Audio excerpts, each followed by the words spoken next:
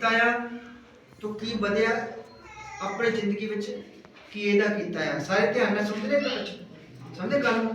ਤੋਬਾ ਕਰਨ ਤੋਂ ਬਾਅਦ ਬਪਤਿਸਮਾ ਲੈਣ ਤੋਂ ਬਾਅਦ ਅਸੀਂ ਅੱਗੇ ਵਧਣਾ ਹੈ, ਸਮਝਦੇ ਗੱਲ ਨੂੰ।